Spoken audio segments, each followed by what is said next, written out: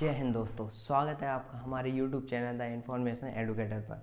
कैसे हैं आप लोग? उम्मीद करता हूं कि अच्छे ही होंगे, अपना ख्याल रख रहे होंगे और अच्छे से रह रहे होंगे, पढ़ रहे होंगे, खेल रहे होंगे, कूद रहे होंगे, मौज कर रहे होंगे। ठीक है, तो आज हम आपका स्टार्ट करते हैं चैप्टर फर्स्ट सेट मैथ का ICSE क्लास 11th, जो कि है एक्सरसाइज 1.3। आज स्टार्ट करते हैं, उसके सारे डिस्कशन करेंगे 1.3 की हम, और कुछ क्वेश्चंस भी करेंगे। ठीक है, तो हम स्टार्ट करते हैं अपनी बिना किसी टाइम वेस्ट किए exercise 1.3।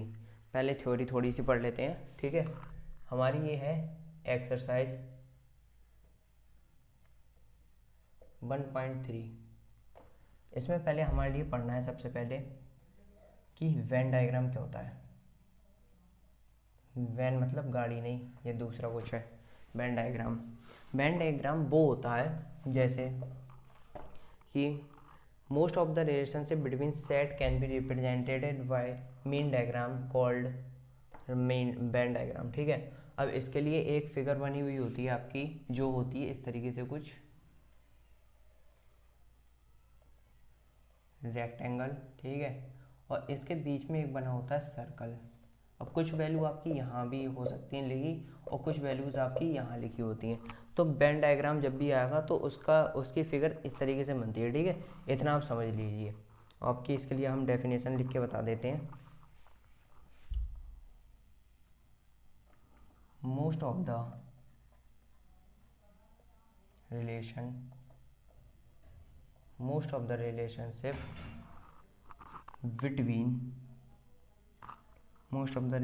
between sets can be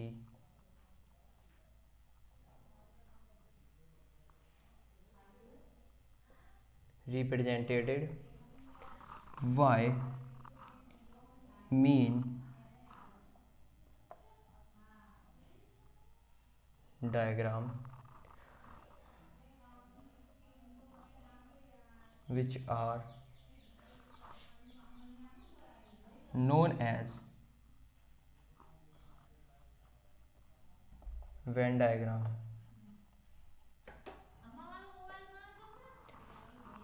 Most of the relationship between set can be represented by mean diagram which are known as Venn diagram। ठीक है, इसका मतलब क्या हुआ?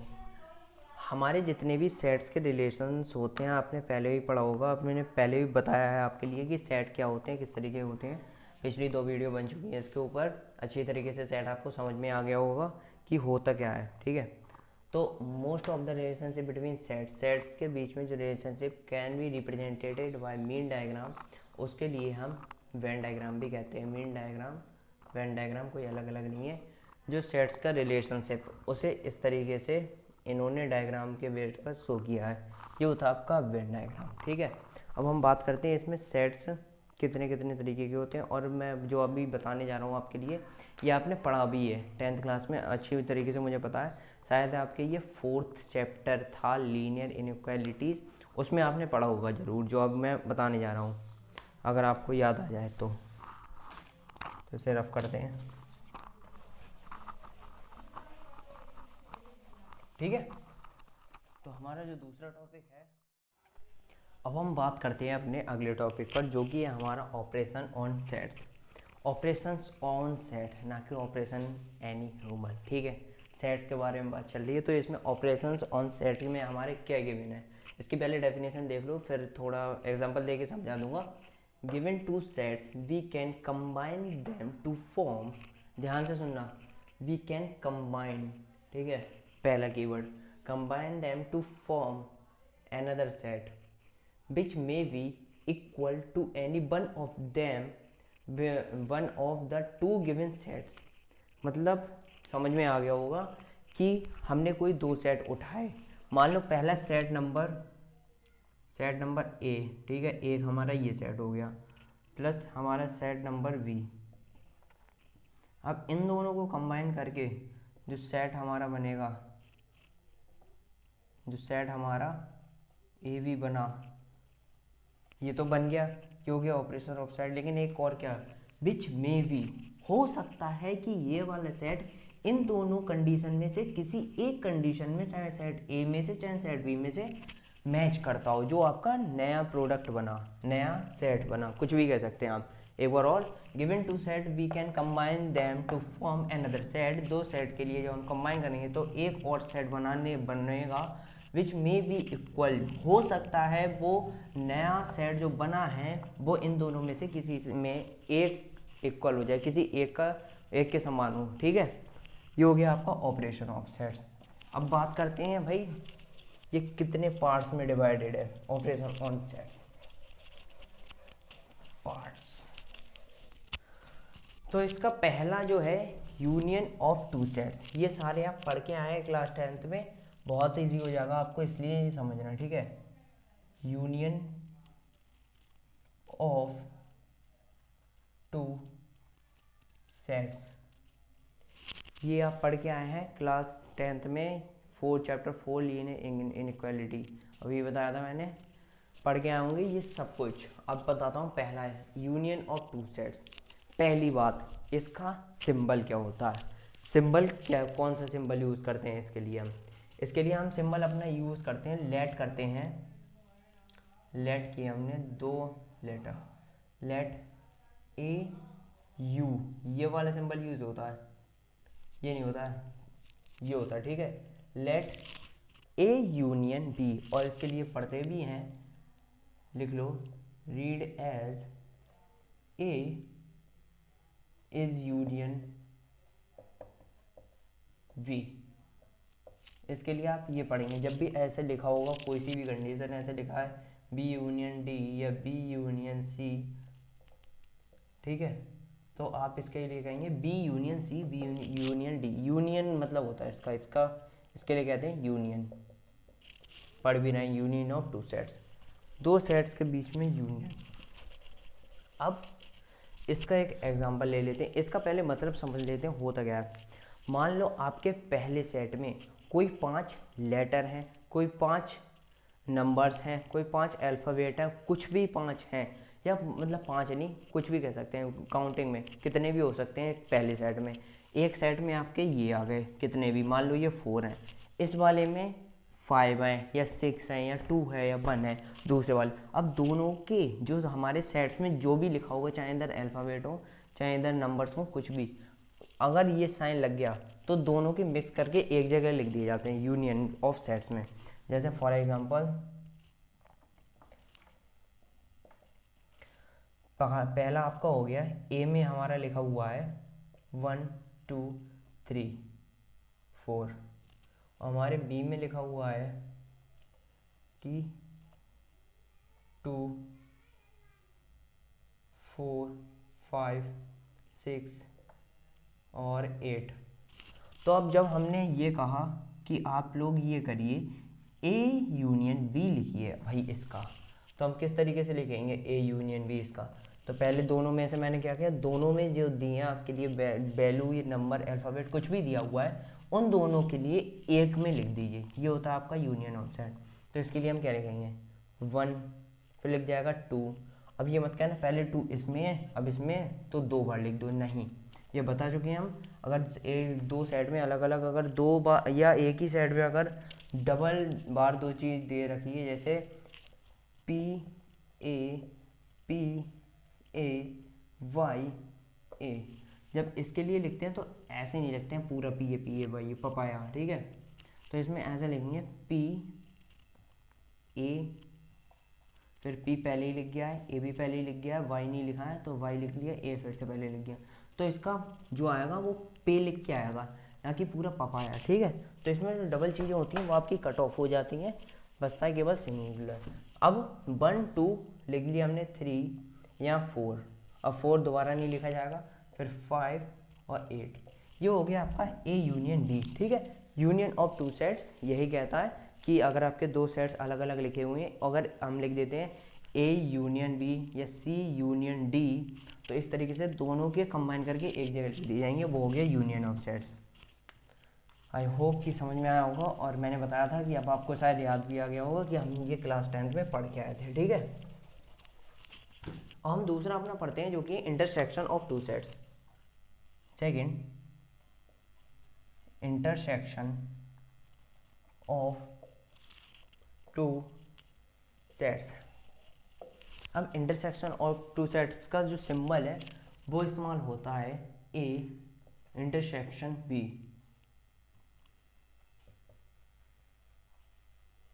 इंटरसेक्शन बोलते हैं, ठीक है, इसके सिंबल के लिए ए इंटरसेक्शन बी। अब इसमें भी आपको समझ में आ गया होगा कि क्या होता है। अब मैं नहीं समझ में आया तो बता दे रहा हूँ आपके लिए। इसमें वो होता है, अगर मान लो आपके पहले सेट में ये कुछ नंबर्स लिखे हैं, दूसरे सेट में कुछ नंबर्स लिखे हैं, अब जो दोनों में कॉमन होंगी चीज़ें, दोनों में कॉमन नंबर होंगे, दोनों में कॉमन अल्फ़ाबेट होंगे, तीसरे सेट में वही लिखे जाएंगे। समझ में आ गया होगा। एक एग्जांपल दे रहे हैं, ठीक है। ए सेट में हमारे पास लिखा हुआ है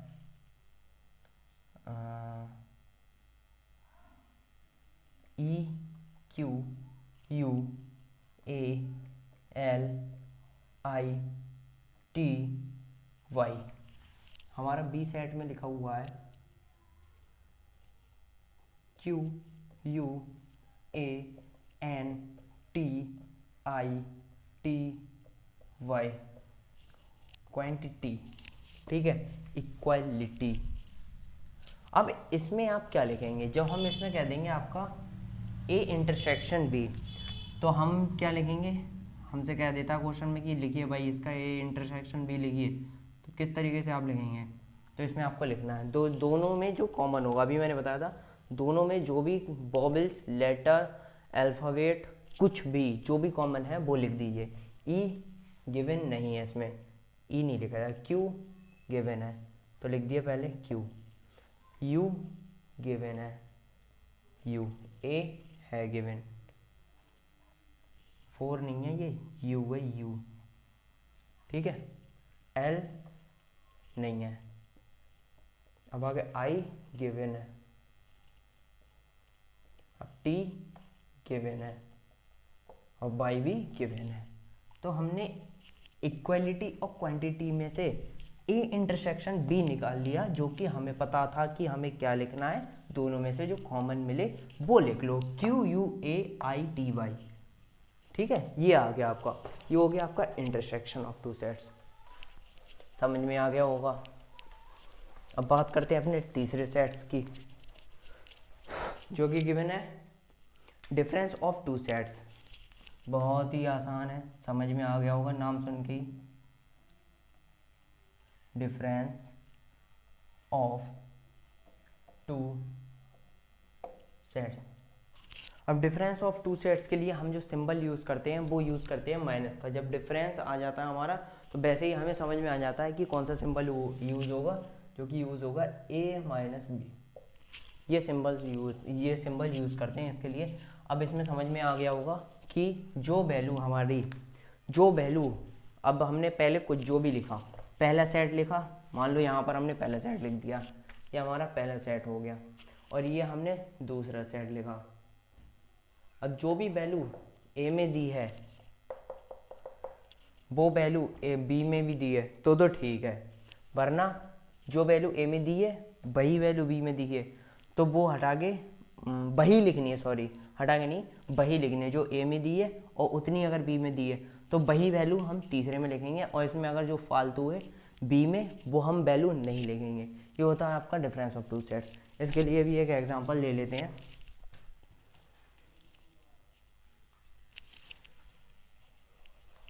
अरे कोई बात नहीं, रफ हो गया। इसके लिए हमारा एग्जांपल हो सकता है वैसे जैसे क्या लें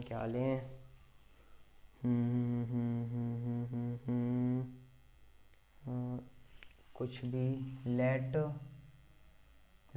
ए इक्वल 1 2 3 4 5, लेट बी इक्वल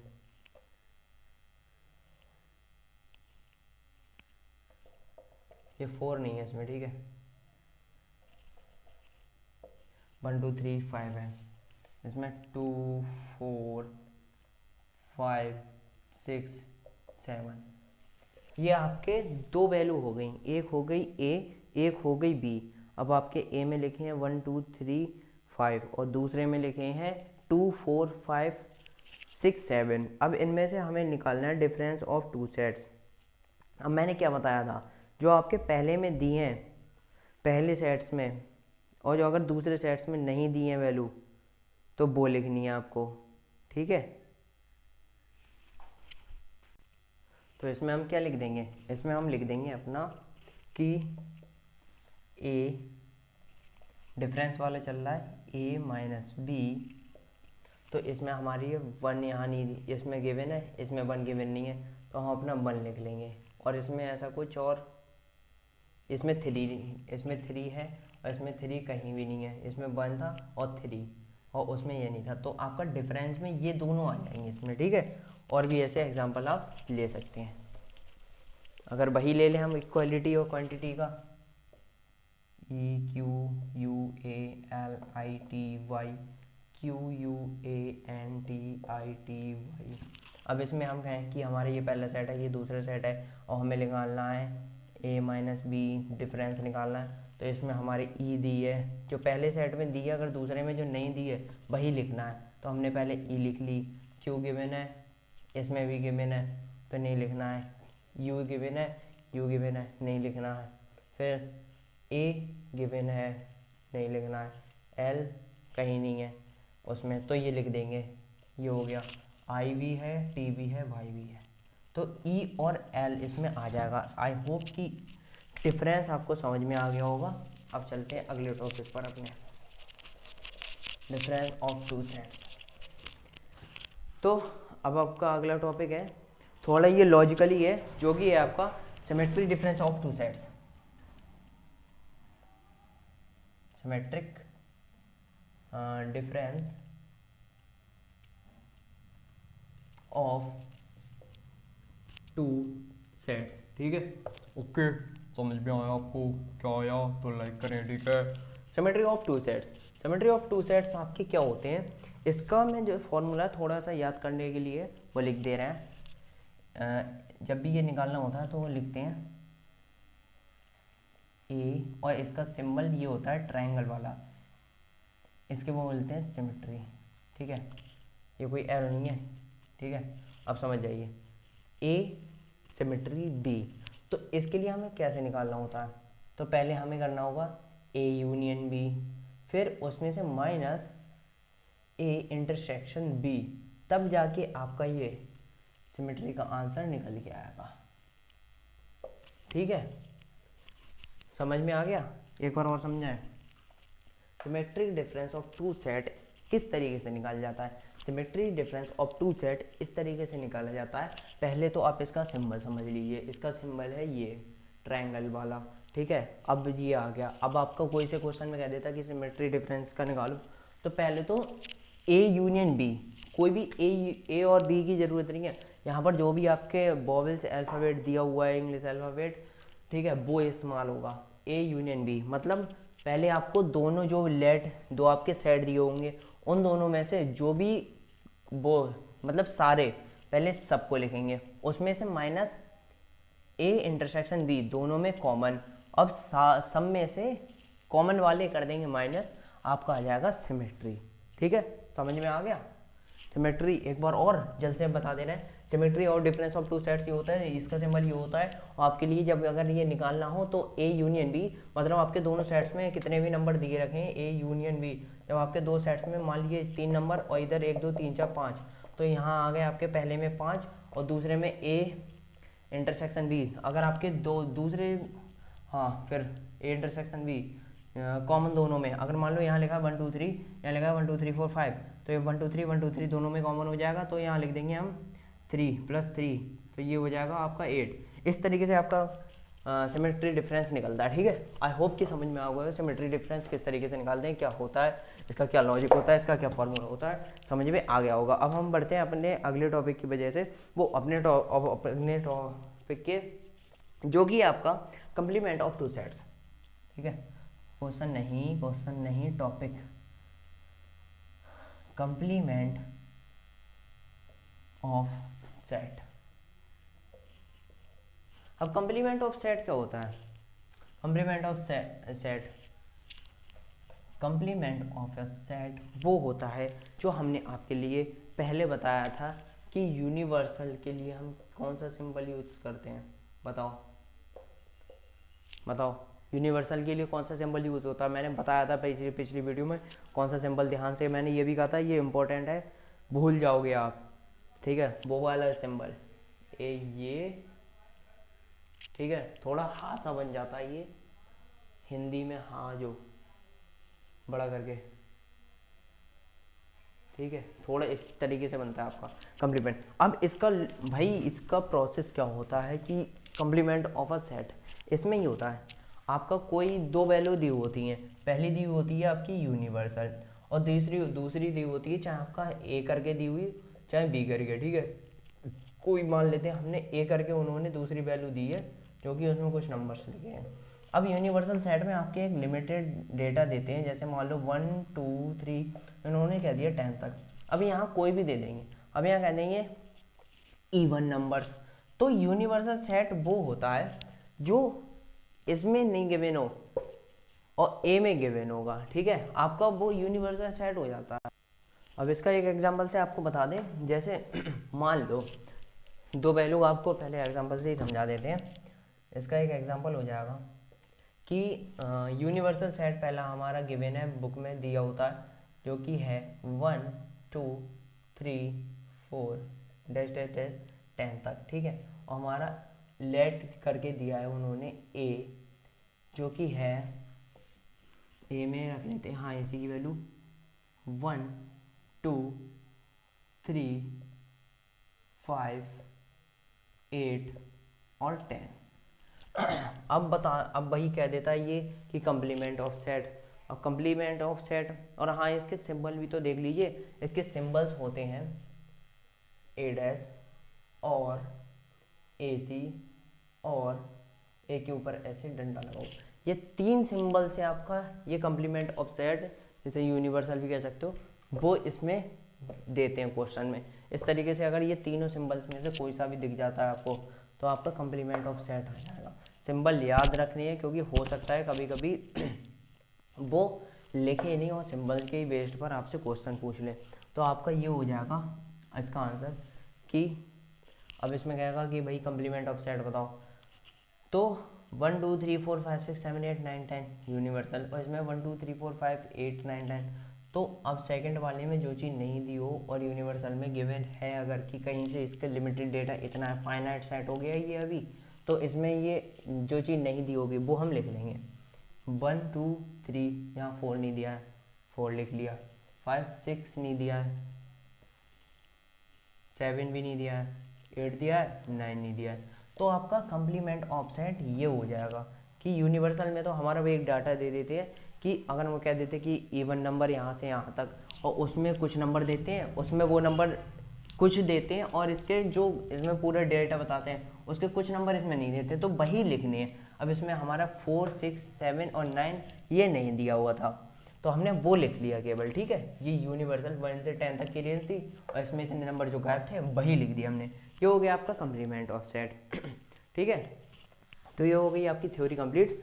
अब बात करते हैं अपने क्वेश्चंस की तरफ, चलते हैं एक्सरसाइज की तरफ। आई होप कि थ्योरी समझ में आ गई हो, नहीं समझ में आई हो तो एक बार और पीछे जाके देखो, क्योंकि भाई पहले थ्योरी जब तक क्लियर नहीं होगी तब तक क्वेश्चन नहीं कर पाओगे। ये बात आप लिख के ले लो, और आपको भी पता होगा 10th में प्रैक्टिस करके आओगे। और आपकी बुक में से देख लेते हैं कुछ क्वेश्चंस, जैसे कि आपकी बुक में गिवन होगा, वेरी शॉर्ट पहले क्वेश्चंस कर लेते हैं, एक एक करके जल्दी जल्दी डिस्कशन कर लेते हैं। जैसे इसमें दिया है, इफ़ ए इक्वल 1 2 3 4 5 6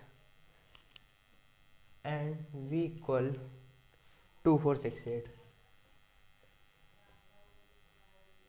ठीक है, तब कहता है कि फाइंड करो। अब भाई क्या फाइंड करें, देखते हैं।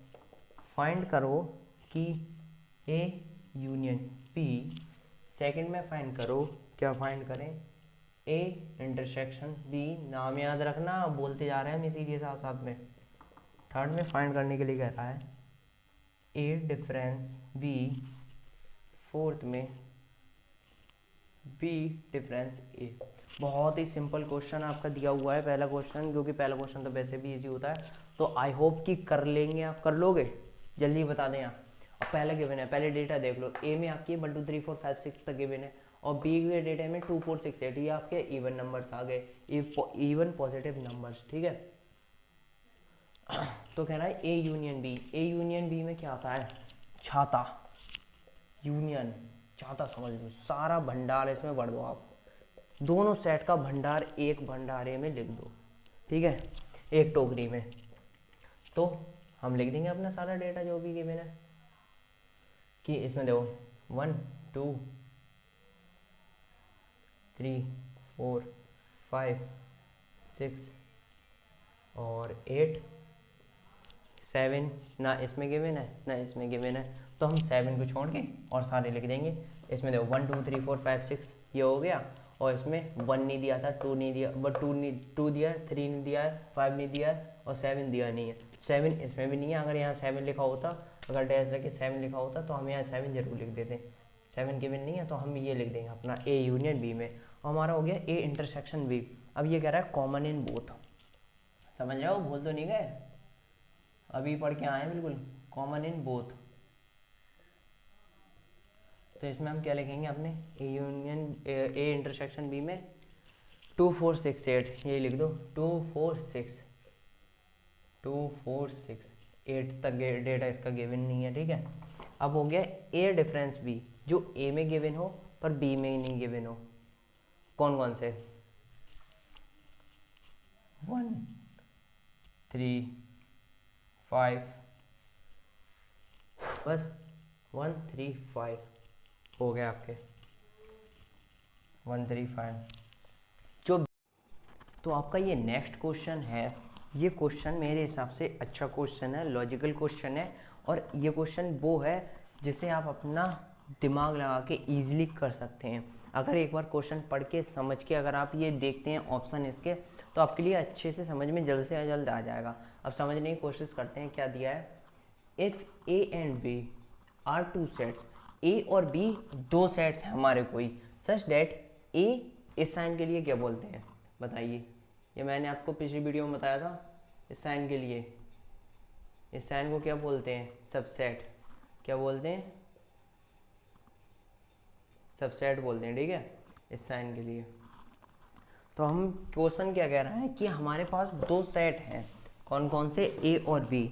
अब उन दोनों में से कि कह रहा है कि ए सबसेट बी, पहले ऐसे पहले क्वेश्चन को समझिए डायरेक्ट, इसके ऑप्शन नहीं, कि हमारे पास एनी 2 सेट है।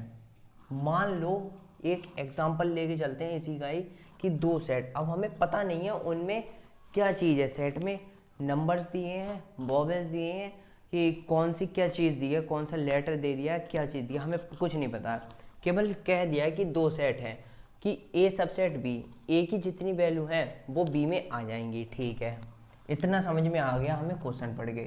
मान लो ए के पास एक एग्जांपल देके समझा रहा हूँ, ए के पास है 1 2 3 4, और बी के पास है 1 2 3 4 5 6 7 आगे तक, ठीक है, 2 सेट हैं भाई। अब बात करता है कि ए की जो वैल्यू है वो बी में आ जाएंगी, ठीक है, ज़रा समझ में आ गया। अब इसमें पहला ऑप्शन क्या पूछ रहा है कि ए यूनियन बी, इस सिंबल का मतलब यूनियन, मतलब मैंने क्या बताया था, यू छाता, सारा भंडार, मतलब दोनों सेट के जितनी भी चीज़ें हैं सब आके एक में मिल जाएंगी, ठीक है। तो अब ए यूनियन बी, तो हमें क्या इसमें समझ में आएगा कि ए की जितनी चीज़ें, बी की जितनी चीज़ें, लेकिन एक चीज़ समझिए, इसमें कहा था कि ए की जितनी चीज़ें हैं उतनी बी में हैं, ए के जितने लेटर वॉवेल्स कोई सा भी कुछ दिया रखा है वो सब बी के अंदर ही अंदर आ जाता है, 1 2 3 4 ये इतने में ही आ गया। तो अब कह रहा है ए यूनियन बी, ए का भी सब कुछ लिखो और बी का भी सब कुछ लिखो। अब जब सब कुछ लिखने का मतलब आ गया तो हम इसे डबल डबल करके लिखे नहीं। अब मान लो हमें ये पता होता कि क्या क्या वैल्यू है ए यूनियन बी, तो हमें ये सब कुछ तो डबल डबल करके नहीं लिखते कि 1 1।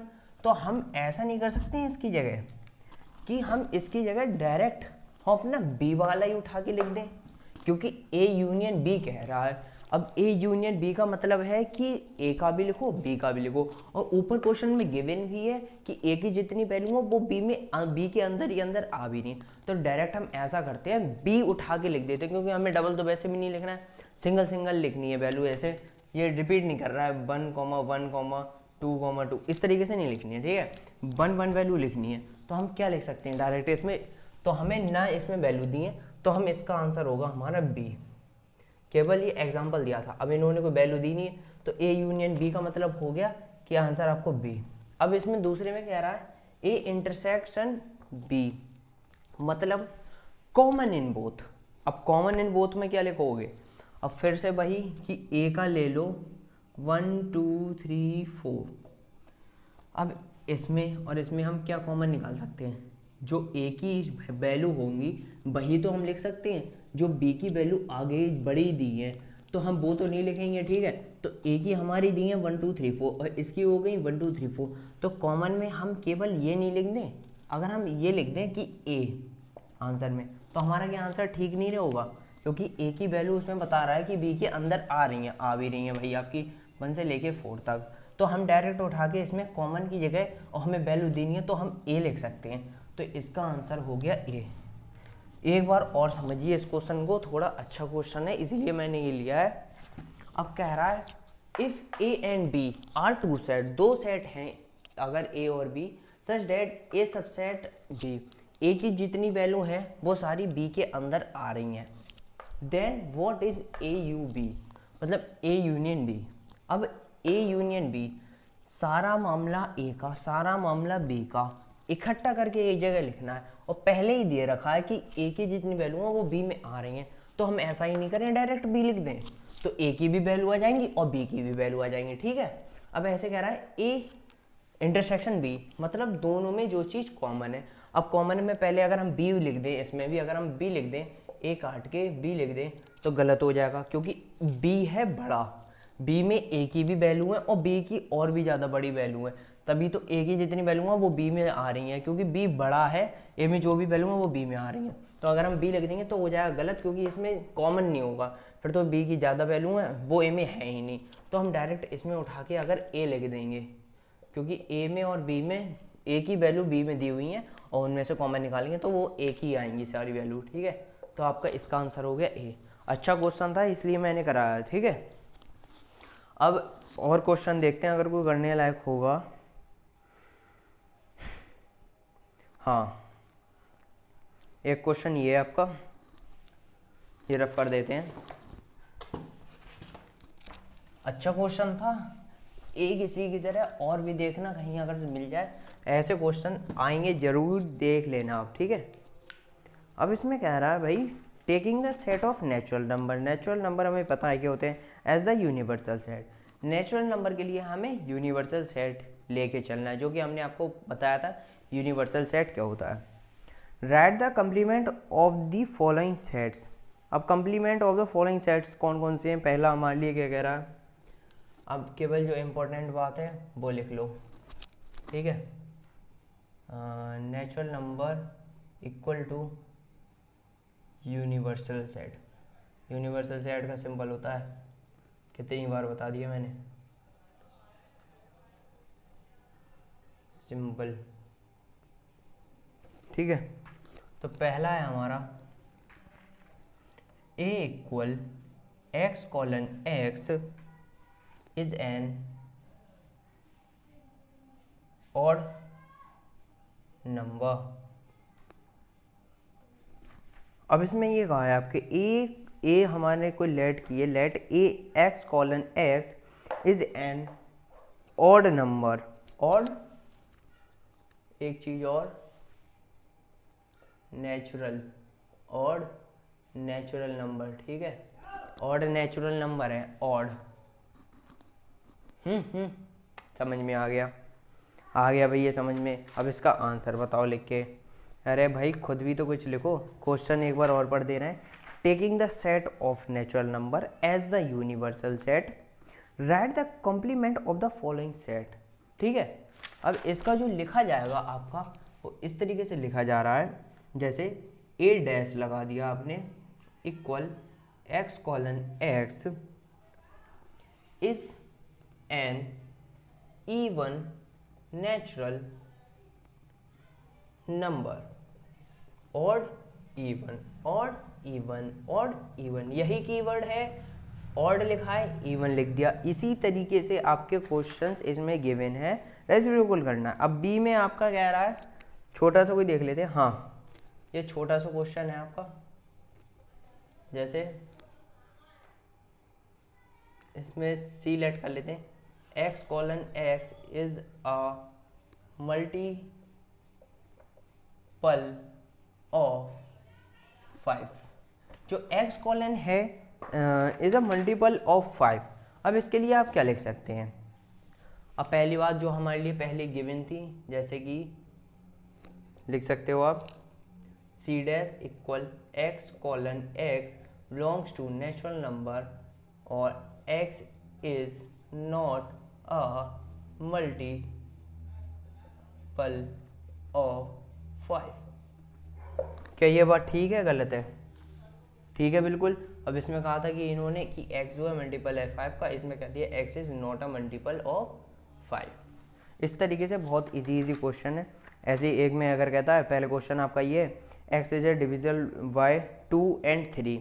अब दूसरे में उधर जाके कह देता है x is not divisible by 3, और x को ध्यान रखना बिलोंग्स टू नेचुरल करना चाहिए, क्योंकि ये यूनिवर्सल अपने क्वेश्चन में गिवन है। Taking the set of natural number as the universal set, write the complement of the following set.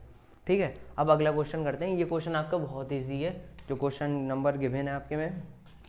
अब अगला क्वेश्चन, ठीक है, ये समझ में आ गया होगा। जो भी चीज़ है उसका रेसिप्रोकल करके हमें आंसर लिख देना, बहुत ईजी क्वेश्चन था। अब बात करते हैं आपके, हाँ, जो अभी आपका हमने लेक्चर स्टार्ट किया था तो हमने बात की थी वेन डायग्राम की। कौन से डायग्राम की? Venn diagram. ये क्वेश्चन उसी पर बेस्ड है, उसकी हमने आपको फिगर भी बताई थी। कुछ इस तरीके से रेक्टेंगल होगा, कुछ वैल्यू यहाँ होंगी, कुछ वैल्यू यहाँ होंगी, ठीक है, इस तरीके से। अब ये क्वेश्चन कह रहा है, पहले हम इसके ऑप्शन ही लिख ले रहे हैं। पहले A union B, second A intersection B, third A difference B. अब इसमें इन्होंने फिगर भी गिवन है। फिगर कहाँ? यहाँ बना ले रहे हैं बड़ी करके। ये आपकी वेन डायग्राम की बताई थी अभी मैंने, कि एक आपका कंपलसरी होगा वेन डायग्राम किस तरीके से, कि एक आपका रेक्टेंगल होगा। अब इसमें रेक्टेंगल, और इसमें ज़रूरी नहीं है कि एक ही सर्कल हो, और इन्होंने 2 सर्कल दिए हैं तो हम भी 2 सर्कल बना ले रहे हैं, ठीक है। अब इन्होंने वैल्यू दी हैं जो आपकी, ये हो गया ए, ये हो गया बी, और 1 7 2 4 5 6 9 3 8 0, ये हो गई आपकी वैल्यू, ठीक है। अब आप समझिए, ये आपका वेन डायग्राम हो गया।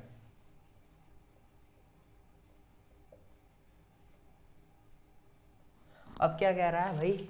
ए यूनियन बी। अब ए यूनियन बी, तो अब तो समझ में ही आ गया होगा कि ए यूनियन बी में अब हमें क्या लिखना है। इतनी देर से बता रहे हैं कि जो ए में भी प्रेजेंट है और बी में भी प्रेजेंट है, तो ए और बी में दोनों में क्या प्रेजेंट है। अब आपके सारे ये नंबर लिख दो आपके, जैसे 0 1 2 3 4 7 8 9, जितने भी आपके नंबर हैं ए और बी में, वो दोनों ही लिखने हैं। 0 1 2 3 4 5 6 7 8 9, ये आपने लिख दिया ए यूनियन बी का। 0 1 2 3 सही है, ठीक है। 0 1 2 3 4 7 0 1 2 3 4 7 8, सॉरी 5 6 9 नहीं लिखा जाएगा। अब क्यों नहीं लिखा जाएगा, ये भी एक अच्छी बात है। 5 6 9, 012 012 हाँ ये लिखे जाएंगे आपके। सॉरी गलती हो गई, तभी मैं सोच रहा क्या हो गया कि ये तीनों नहीं लिखे जाएंगे, लेकिन ये नंबर है। अब वो नंबर्स लिखे जाते हैं जो ये सर्कल में प्रेजेंट होते हैं, सर्कल से टच होते हैं।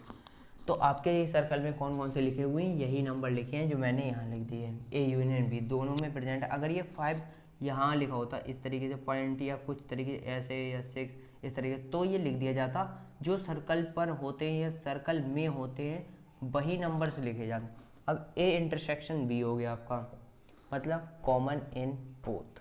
अब कॉमन इन बोथ आप खुद देख सकते हैं डायग्राम से कि कॉमन आपको कौन कौन से दिख रहे हैं। ए और बी दो डायग्राम है, दो सर्कल हैं। अब कॉमन यही तो हुआ इनका पॉइंट, यह पॉइंट इनका कॉमन हुआ, और इस पॉइंट में कौन कौन से लिखे हैं 1 और 7, ठीक है। और आपका थर्ड जैसे a माइनस बी जो प्रेजेंट ए में है पर बी में नहीं है, ऐसे कौन से नंबर हो गए आपके। देखो प्रेजेंट ए में but not present in B, तो 2 और 4 present are in A and are not present in B. समझे, सिंपल होते हैं क्वेश्चंस इसके, वैसे कुछ नहीं, बस डायग्राम देख के थोड़ा समझना पड़ता है। और ये बात ध्यान रखनी होगी, अगर बाहर जो नंबर लिखा होगा वो नहीं लिखना है, ठीक है।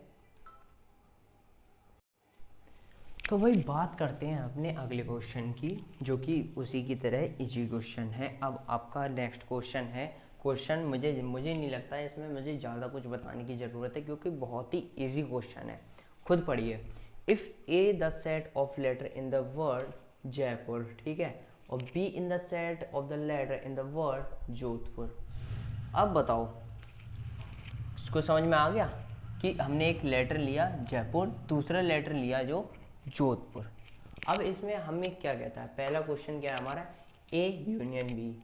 यू का मतलब छाता, सारा भंडार, इधर उधर का मतलब दोनों सेट का सब कुछ भर दो। लेकिन एक चीज़ का याद रखना, अगर वही बात 2 2 3 4 4 डबल लिखा है तो 1 2 3 4 ही लिखा जाएगा, डबल डबल नहीं लिखना है। ये बात का आपको ध्यान रखना है, बार बार इस बात को बता रहा हूँ, हो सकता है बच्चे इस बात को भूल जाएं एग्ज़ाम में। ए यूनियन बी, तो इसमें देखो पहले जे लिख देंगे, जैसे जे कटा लिख दिया, ए लिख दो, आई लिख दो, पी से पी कटा लिख दो, यू लिख दो, यू है यू, यू। अब बचा आर से आर कट गया, आपका ये आ गया आंसर पहला, जयपुर, ठीक है। अरे वाह, ये तो बहुत बढ़िया हुआ। आपका जोधपुर और जयपुर में से आपका क्या आया, जयपुर, ठीक है। क्या लिख दिया भैया, ये क्या लिख दिया भाई, अभी तो एंड हुआ ही नहीं है, कोई हमें कॉमन थोड़ी ना देखना है। अब लिखो ओ डी एच। अब इसका मत कहना ये यहाँ का यहाँ आ गया, उससे कुछ नहीं है भाई, तुम वैसे भी लिख सकते हो, लेकिन लिख कैसे भी सकते हो, लिखने आपके सारे वर्ड सही हो, उससे मतलब नहीं है, आगे हो जाए चाहे पीछे हो। अब आपका ये आंसर, ये हो गया पहला। अब दूसरा, अब इसमें देखना है कॉमन, जो इसमें आ रहा था वो लिख दो।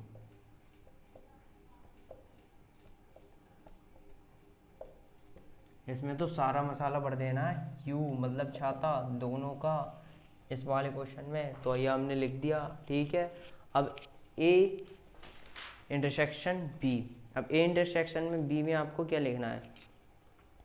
अब इसमें हमें पहले कॉमन देखनी है, ना कि हमें सब कुछ लिखना है। तो हमें ये कॉमन देखना है, तो हम क्या लिखेंगे इसमें, जे है कॉमन लिख दिया, ए कॉमन है क्यों लिखा है, फिर आई क्यों लिखा है, पी है, यू है, आर है, J P U R your answer, not Jaipur. भाई याद रखना, ठीक है, इसलिए मैं लिख रहा हूँ कि अगर आपको आप ये नहीं सोचते हाँ चलो ठीक है। पता है बच्चे कैसे करने लगते हैं, जब वो मोबाइल ऐसे ज़्यादा देर की वीडियो हो जाती है तो वो ऐसे देखते हैं, ठीक है, हाँ ठीक बताया, चलो ठीक है अगला क्वेश्चन। नहीं भाई, दिमाग खोल के रखो अपना, ये मैथ है। पानी पी लो बीच में, लेकिन क्वेश्चन के आंसर सही से करो, क्योंकि मैथ में बच्चे बताएं वीडियो देख लेते हैं, हाँ ठीक है, ठीक है, हाँ नींद आती जा रही, ठीक है, सही करा होगा, सही करा होगा। जब अपना लेके बैठते हैं, अरे भाई ये क्या हो गया, ये तो कुछ समझ में ही नहीं आ, लेकिन भाई तभी होगा ये, ठीक, जब तुम पेन वो अपना पेन और कॉपी लेके बैठोगे और क्वेश्चन सॉल्व करोगे तभी हो पाएगा, वरना केवल वीडियो देखने से कुछ नहीं होगा। जितने क्वेश्चन करा दिए उसके बचे हुए क्वेश्चन अब आप सॉल्व करके देखो, हो सकता है अगर कोई आपके लिए नहीं हो रहा है तो हमें कमेंट करके बता दो, हम उसके लिए एक अलग वीडियो बना देंगे। सारे कमेंट जब मेरे इकट्ठे हो जाएंगे तब मैं उसके लिए एक अलग वीडियो बना दूंगा कमेंट वाली, ठीक है। अब पहले आप दिमाग खोल के पहले सॉल्व करो। a माइनस बी जो a में है और b में नहीं है। अब ऐसी क्या चीज़ है जो a में है और b में नहीं है, तो ऐसे हमें ऐसे कुछ दिख रहा है, हाँ भैया दिख रहा है, a और I है, इसमें नहीं है, तो हम क्या लिख देंगे इसमें, AI वर्जन, जो अभी चल रहा है आज के दौर में, AI बहुत ज़्यादा फेमस हो गया है, ठीक है। AI की तरह अपना दिमाग तेज करो, ठीक है। B माइनस ए ऐसी चीज़ें जो B में प्रेजेंट हैं पर A में प्रेजेंट नहीं है। अब कौन कौन सी चीज़ें हैं, सब कुछ तो है, केवल लेने छोड़ के, ODH, ठीक है। ये क्वेश्चन हो गया आपका, बहुत सिंपल क्वेश्चन था, बस थोड़ा दिमाग खोलने की ज़रूरत है आपके लिए। क्वेश्चन इस पहले चैप्टर में आपके बहुत बहुत इजी क्वेश्चन आए हैं, आएंगे भी, ज़्यादा हार्ड क्वेश्चन नहीं आएंगे, बस तभी इजी हैं जब थोड़ा दिमाग खोल के बैठोगे। वही बात, दिमाग खोल के यार मैथ देखा करो, मैथ की वीडियो देखा भी करो तो पूरा दिमाग खोल के कंसिस्टेंस हो के तब देखा करो वीडियो, ऐसे देखने से कोई फ़ायदा नहीं है। वरना यार फ़ायदा क्या है, वीडियो देख ली बस बात ख़त्म, हाँ भैया ने पढ़ा दिया बस ठीक हो गया सब कुछ, तो ऐसे इससे कोई फ़ायदा नहीं है। अब भाई आपके बुक में और क्वेश्चन मुझे लगता है, और तो वैसे देखो सब सिमिलर हैं यार, अब एक ही क्वेश्चन बार बार करने से कोई फ़ायदा नहीं है। अब इस जो आपके दूसरे जो है प्रैक्टिकल प्रॉब्लम ऑन सेट्स, ये प्रैक्टिकल प्रॉब्लम्स ये भी बहुत इजी हैं। इसके लिए मैं सोच रहा हूँ कि थोड़ा आपको डिटेल में समझाने के लिए अगली वीडियो बनानी पड़ेगी इसके लिए, क्योंकि अगर यही वीडियो बनाएंगे तो यही लंबी होगी और भी ज़्यादा लंबी हो जाएगी अगर वो भी इसी में ज्वाइन करें। तो थैंक यू, और जब भी भाई मैथ करा करो पेन और नोटबुक अपनी साथ लेकर करा करो। जितने क्वेश्चन बचे हुए हैं बुक करके देखना, नहीं होंगे तो कमेंट में बताना, हम उसके लिए एक अलग वीडियो बना देंगे, ठीक है। Bye bye.